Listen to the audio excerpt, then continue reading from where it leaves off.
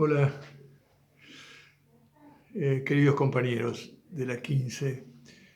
Hoy es domingo 3 de mayo y continúo con la charla anterior que había quedado en que había núcleos que tenían la forma de una pelota de rugby y analizando los rayos gamma que emitían uno se daba cuenta que tenían momentos de rotación, tenían movimientos de rotación y que había por otra parte otros núcleos que eran esféricos y que más bien se podía llegar a concluir que vibraban. Y yo había comentado que Malman había hecho una observación en el año 59 de que de alguna manera si uno graficaba ciertos tipos de propiedades de esos núcleos, parecía como que todos formaban una misma familia. Después también les conté que ¿cómo se llama? Al estar trabajando con los neutrones del reactor y demás, y midiendo rayos gamma de otros núcleos, me encontré con un núcleo. Yo era empleado de Brookhaven ya para entonces, había pasado la noche de los bastones largos y yo me quedé en Estados Unidos un tiempo más, contratado ahí como empleado. Y de esos datos que estábamos sacando en el reactor, aparecieron un núcleo en particular que parecía estar en el medio de estos dos grandes grupos, núcleos rotacionales, núcleos vibracionales.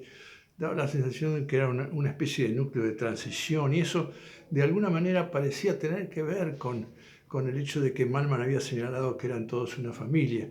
Lo cierto es que me puse a trabajar en ese tema y empecé a pensar en el modelo, digamos, de que uno tiene una piedra atada a un elástico y si la hace girar así, ese elástico se va estirando. Entonces pensé, ¿no será que los núcleos vibracionales también rotan, pero rotan de una manera de que son como blandos y ni bien se ponen a rotar, se empiezan a estirar?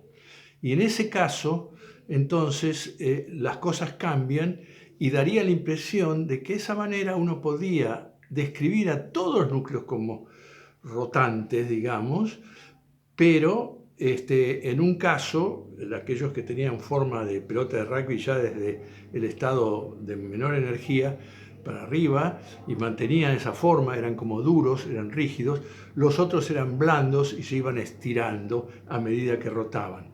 La cuestión es que eso empezó a dar resultados bastante interesantes, no del todo, absolutamente, pero ajustaba ese modelo, ajustaba muy bien.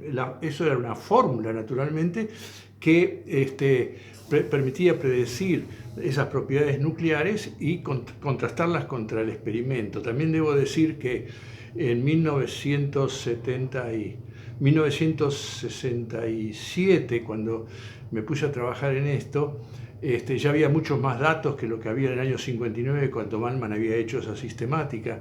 Y ahí fue que empecé a ensayar y pensé, lo que hacía falta en este modelo, la descripción matemática requería suponer una ley de cómo se deformaban estos núcleos en función de la velocidad angular.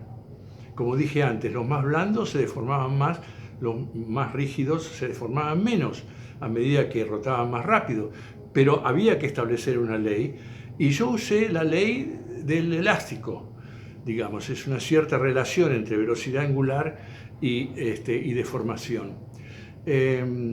Y las cosas empezaron a andar bien, fue entusiasmante. El problema fue que de pronto, mirando trabajos previos de la bibliografía, en la biblioteca y demás, ¡pum!, me encuentro con que alguien ya había hecho eso. Así que fue un poco deprimente, dije, qué macana. Bueno, ya lo descubrió otro, esto parecía ser muy promisorio. De cualquier manera, lo cierto es que no andaba del todo bien. Y resulta que entonces yo me puse a ensayar con otras leyes, otras formas de imaginar que cómo era la deformación con respecto a la velocidad angular de estas rotaciones. Y encontré una relación que daba resultados muchísimo mejores.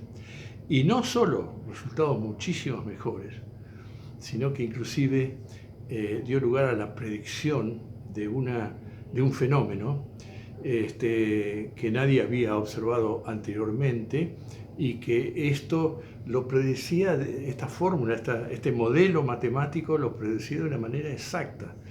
Fue bastante impresionante y bueno, eso me dio muchas satisfacciones, eso terminó siendo un trabajo. Ese modelo se llamó el modelo del momento de inercia variable y tuvo mucha repercusión también.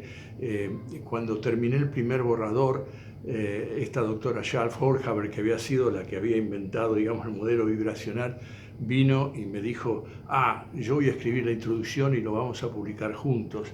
Y así fue, se publicó juntos en el año 69 y tuvo mucha repercusión. Hay otra parte en esta historia, pero acá termino con este pedacito. Los abrazo afectuosamente a todos. Chau.